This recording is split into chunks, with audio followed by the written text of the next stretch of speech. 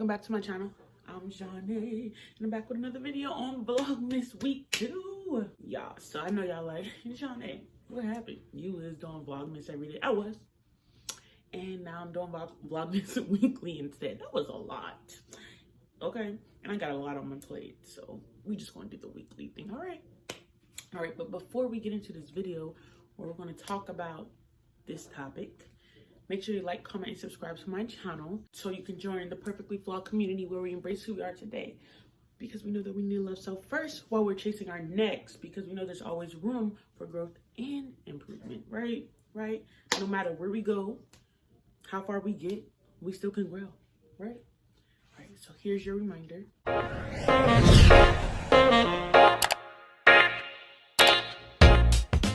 So let's talk about it. So I wanted to come on here and talk to you guys about something I've been working up to bringing on this channel and haven't quite done it yet. And what inspired me to talk about it is Keke Palmer's recent post on Instagram about her acne and how her acne stems from PCOS, also known as polycystic ovarian syndrome. Okay, so polycystic ovarian syndrome is something women of childbearing age can develop. I believe maybe it's like 27% of women in childbearing age develop this syndrome. They get this diagnosis, right? So what it is that women who have PCOS tend to produce higher levels of male hormone, testosterone,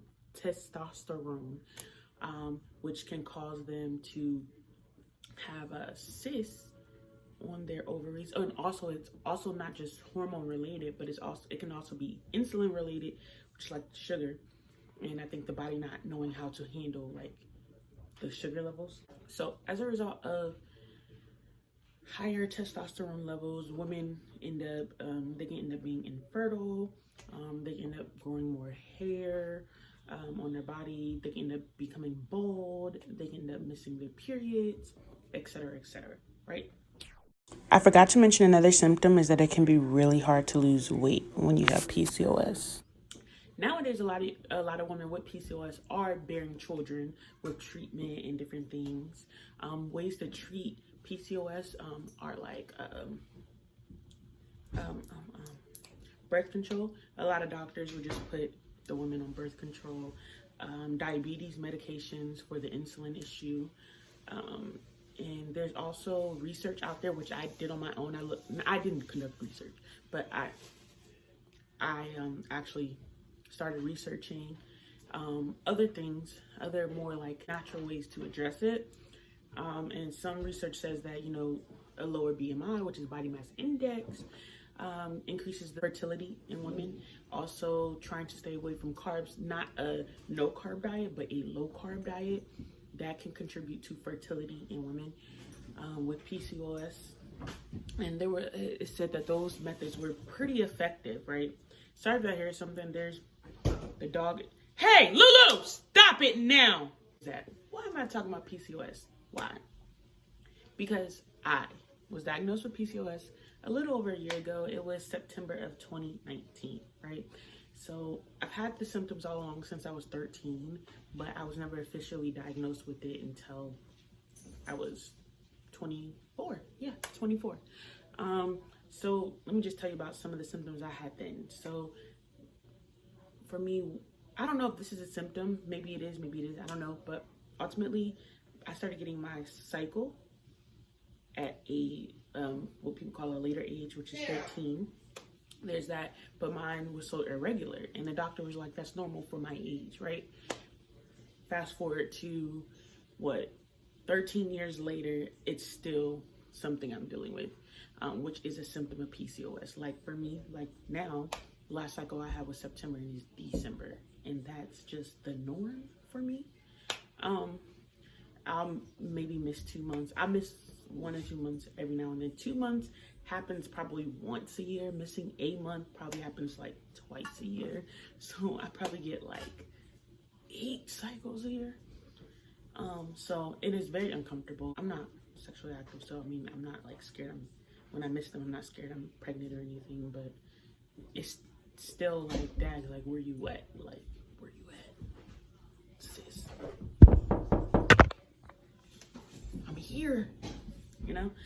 So, and then it pops up on me at any time. So there's almost like no way I can actually like plan for it. Like, you know, most women, it comes like clockwork. So like when that date hits, they're just like, oh, you know, it's coming around this time, let me be prepared. Nope, I just got to be prepared at all times because it can pop up anytime, right? My symptoms also is that I grow hair.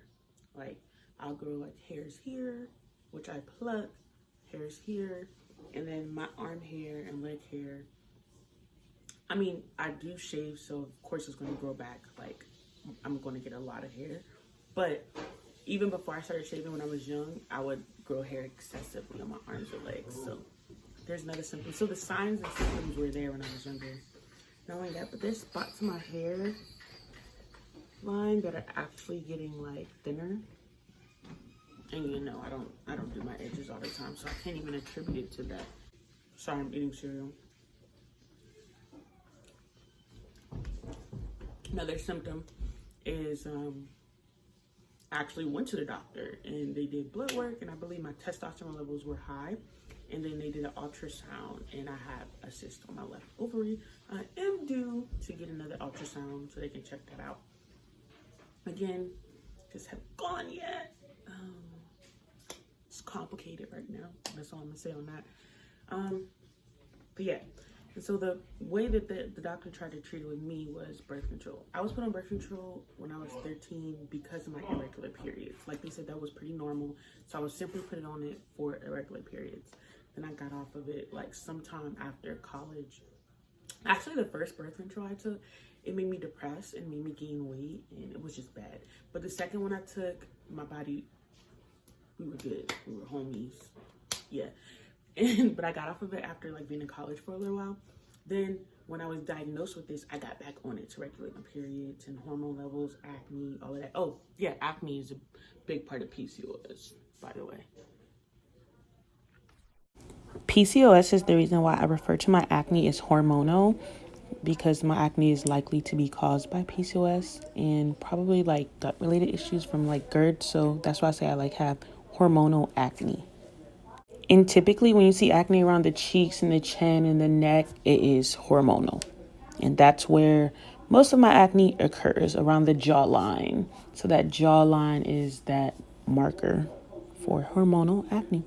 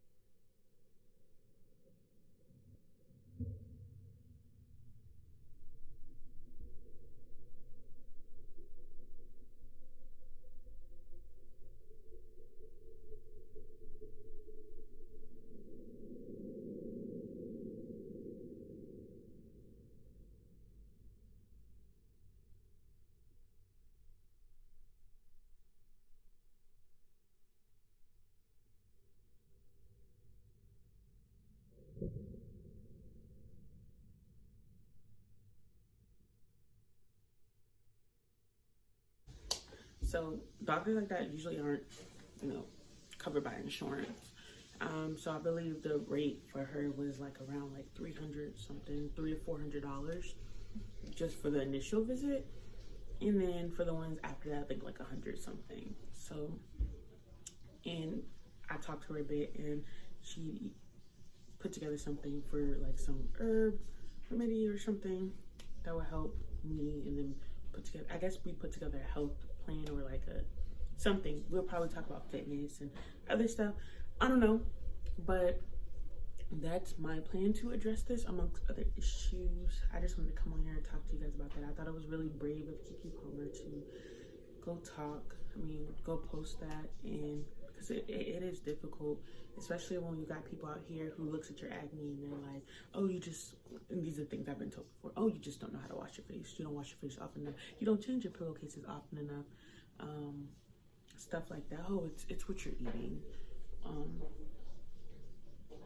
What else have I been told? Oh, things I haven't been told, but I've heard on the internet or seen on the internet. You're too old for acne. So fix that. Like, acne doesn't have an age, and it isn't always and it isn't because people aren't clean. There's other issues. And then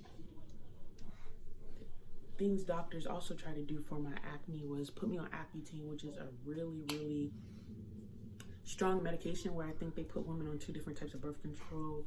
And I think they have to check your monitor, your liver and heart, I believe, something like that. And I just wasn't willing to do that. People I know have done it and have had success with it, but I don't want to do it. I want to really just try to get to the root of this and try to solve it at the root, because ultimately the way I see things that we deal with and health issues that we deal with is there's a reason why it's happening. So we got to find it. Things in our body doesn't just happen. Just like I know I talked to my friend about pain medications and stuff like that. I don't really like taking it. Don't like taking medicine for my acid reflux. So I just got to kind of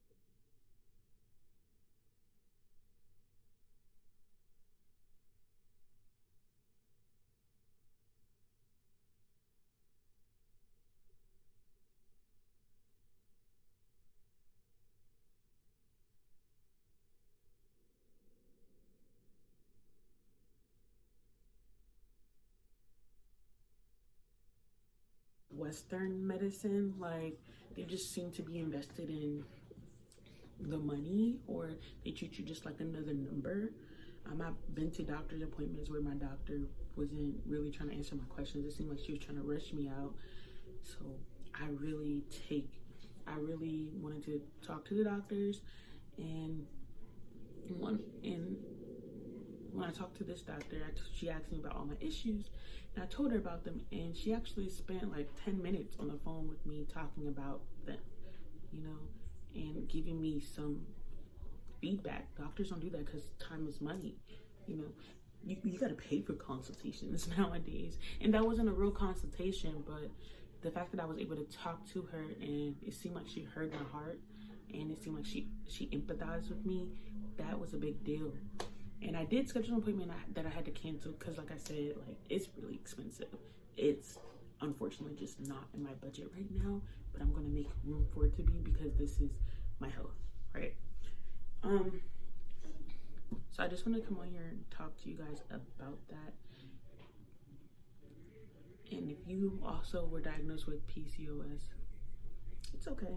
There's a bunch of us out here, and you're not alone. And I understand the struggle, even the thoughts about home when it's time to bear children. Am I going to be able to? Those thoughts come up. But we'll cross that bridge when we get there. God's plan is perfect. That's the only thing I can lean on. God's plan is perfect, right? So that's all I had to say. That's all I wanted to come on here and talk to you guys about. I thought Keke Palmer was extremely brave for even posting that out there. I thought that was amazing, and I wanted to share that with you guys, because it's real, and us everyday women are dealing with it. Y'all never know. Y'all just, some people look and be like, you just never know, right? So thank you. for watching this video. Make sure you subscribe to my channel and follow me on my social medias at __Johnny__. And we'll talk more about this. And when I do eventually go to that doctor's appointment, I will take you guys on a journey because this is a big deal. And I hope it works for me. And if it works for me, I want to be able to document it so people who are dealing with the same issue can, you know, see the process, not be scared, all that jazz. All right. Bye, guys. See you in Vlogmas week 3.